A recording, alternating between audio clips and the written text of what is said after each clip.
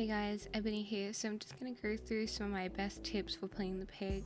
My first tip is utilizing your ambush attack. I know it sounds really simple, but a lot of pig players don't use her ambush attack, and you will see on stream that I use my ambush attack quite a lot because it's really helpful at certain loops to get a down or hit on a survivor. So for this first tip, I'm just going to go through some things you should keep in mind when you're ambushing, and this will ensure that your ambushes are successful. So firstly, you should know where and where you cannot ambush. You can ambush in most places like pallet loops, harvester, around cars, generally unsafe loops, but there are some that are map specific. Places that I tend to not ambush are T&L walls, jungle gyms, and shack. You don't really want to ambush around these places because survivors can just leave without your knowledge, gain distance, which therefore extends the chase.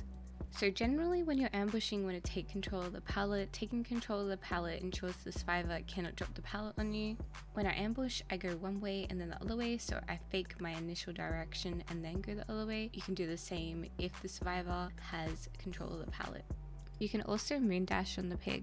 Moon dashing is dashing backwards. The way that you do this is you look at whatever you want to ambush at an angle, and instead of seeing W, you use either A or D depending on what side of the loop you are on. This is a really good way to confuse survivors as they're not expecting you to dash backwards. Just make sure when you're doing this dash that the surface is smooth, otherwise you will get stuck.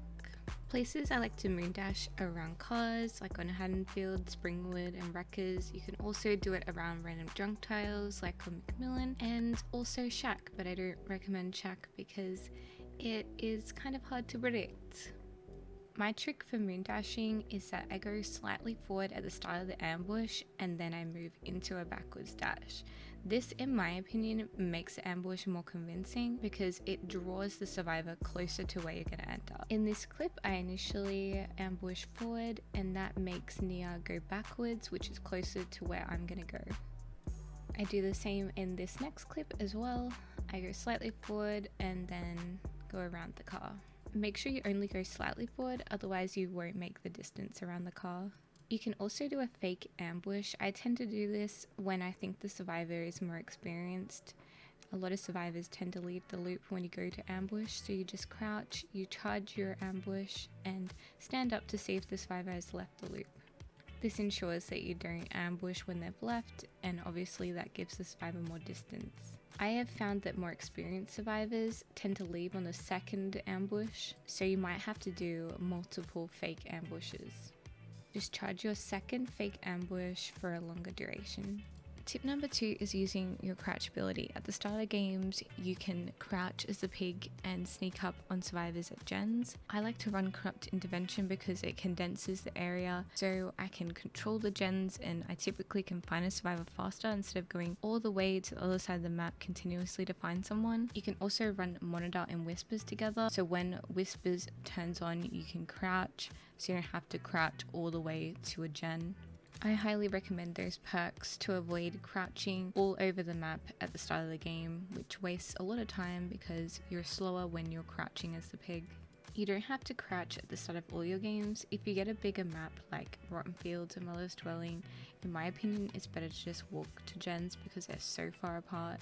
The main way that I use the crouch ability besides ambushing is in chases, but you have to predict what the survivor is going to do. In this clip, I'm on Disturbed Ward. Disturbed Ward has windows in the main building that survivors use quite a lot. I assume the Felix is going to do the same because it's one of the strongest loops on this map. So I just crouch and I meet the Felix at the window so I don't have to run around the building multiple times. Before I do this, I assess how the survivor loops in prior chases. They might not look behind them, they might be bad at looping. I may have chased them at this area before the typical way, so they're not expecting me to do it. So I guess this requires a little bit of game knowledge to know how average survivors commonly run loops.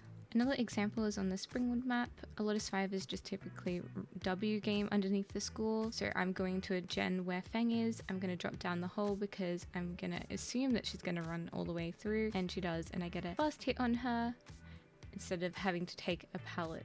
If you had whispers and monitor, you probably wouldn't even have to do that. You could just sneak up to the gen, but if she has spine chill, then she's probably going to run through like she did in this clip. Tip number 3 is running chase packs. You can't ambush everywhere as the pig because there are safe loops, so it's nice to run chase packs to help with those areas. I like to run Save the Best for Last, Enduring and Brutal Strength. Save the Best for Last gives a cooldown reduction on successful basic attacks, and it's really good on the pig because she has a special attack, so she's able to ambush the obsession and not lose stacks. Enduring gives a 50% reduced stun duration, and Brutal Strength enables you to break walls, pallets, and kick gens 20% faster. So some other options that you can run are Spirit Fury. So Spirit Fury is when you break 2 pallets and the third is broken by the entity, but you also suffer the stun. So you ideally want to run this with Enduring, but the problem is that it's easily countered. Survivors will just drop the pallets slightly earlier if they're more experienced, and bad survivors tend to just drop them early anyway. Bamboozle is another option, so when you vault, the entity blocks the window for 16 seconds. The problem with this is survivors will just run away from the loop and gain distance once they see that you have Bamboozle. I should also mention, if you're new to the pig, you should avoid running strong add-ons. Tampered Timer, Jigsaw Sketch, Creative Gears, those ones try and avoid when you're learning, and stick to the brown yellow add-ons. So that would be Combat Straps, Stone's Medical File, Shattered Syringe, Videotape, and Last Will. Those, in my opinion, are the best ones. Alright guys, that's the end of the video. I hope you liked it. I just went through some of my best tips for the pig. Obviously there's more, but I tried to focus on the main ones. And yeah, I'll see you in the next video. Bye guys.